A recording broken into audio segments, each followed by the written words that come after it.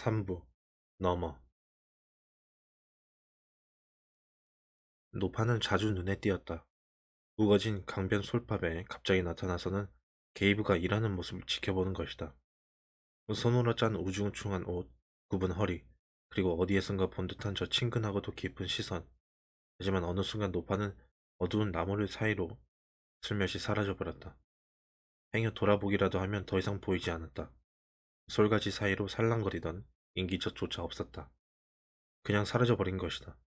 이따금 노파를 불러 누군지 왜 자신을 지켜보는지 물어볼 생각도 했다. 그런데 이유는 모르겠지만 게이브는 그때마다 망설이고 말았다. 마을에서도 노파를 보기는 했으나 대개 친구들과 함께 있었기에 눈길이 덜 갔다. 친구들, 그러니까 게이브와 함께 살고 있는 무리는 등하교를 하면서 씨름을 하고 농담을 주고받고 누가 가장 똑똑한지 가장 힘이 센지 겨루었다.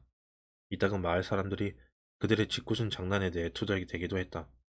시끄럽고 경솔하기가 시끄럽고 경솔하기가 지금껏 소년동에 살았던 아이들 가운데 최악이라는 얘기도 했다. 한 아줌마는 그 아이들을 떼강도라고 불렀는데 아이들이 그 집 나무에서 자두를 따 길바닥에 온통 짓이겨 놓았기 때문이다. 그런데 이 묘한 노파는 가까이 있으면서도 악동 패거리를 노려보거나 꾸짖는 법이 없었다. 그저 지켜볼 따름이었다. 벌써 오랫동안. 게이브는 어쩐지 그 노파가 오직 자신만을 주목한다는 생각이 들어 당혹스러웠다. 이따금 자신의 힘을 이용해 어, 노파의 정체와 자신을 따라다니는 이유에 대해 알아볼까도 해봤지만 그러지 않았다.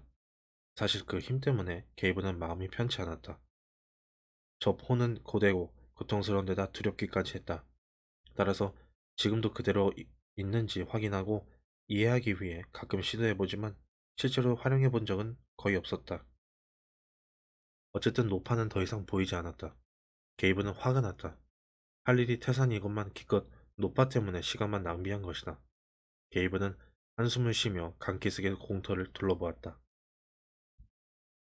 자신의 임무를 위해 선택한 장소, 날마다 몇 시간씩 보내는 곳, 그의 맨발은 대팻밥에 푹 빠져 있었다. 게이브가 슬며시 미소 지었다.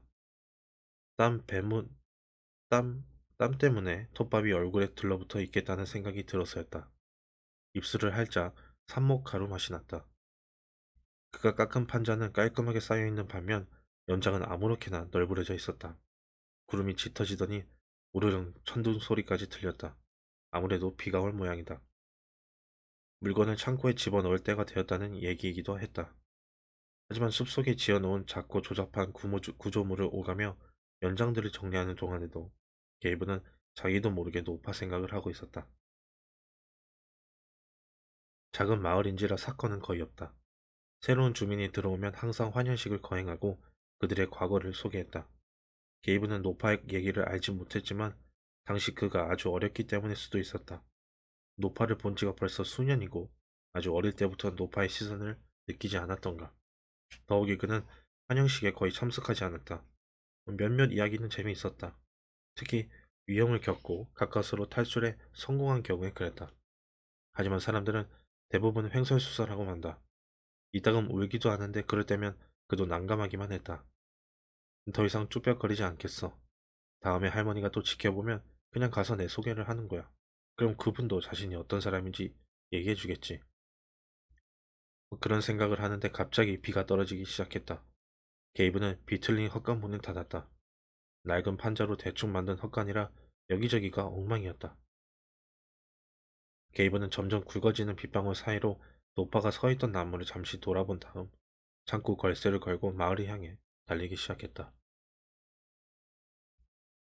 게이브가 계단을 올라와 젖은 머리를 흔들어 털고 있는데 소년동 현관에 서 있던 시몬이 물었다. 와, 배는 잘 되어가냐? 응, 그럭저럭 조금 느리긴 하지만. 게이브는 마른 옷으로 갈아입으려고 안으로 들어갔다. 곧 저녁 식사 시간이다. 마을에 시계는 없지만 대신 종탑이 간격을 두고 울린다. 오후 중반을 알리는 종을 친 지도 꽤 시간이 흘렀다. 게이브는 자기 방 선반에서 깨끗하게 개어놓은 셔츠를 찾아 입고 젖은 옷은 복도 세탁통에 던져 놓았다. 게이브는 고아소년 12명과 함께 소년동에 살고 있다. 대부분 병이나 사고로 부모를 잃었지만 타리크만큼은 아주 어렸을 적 자식 양육에 관심이 없는 무책임한 부모한테 버림받았다고 했다. 아이들은 모두 나름대로 아픔이 있었다. 그 점에서는 마찬가지지만 게이브는 신세 한탄에는 별로 흥미가 없다. 게다가 모르는 부분이 너무 많기도 했다.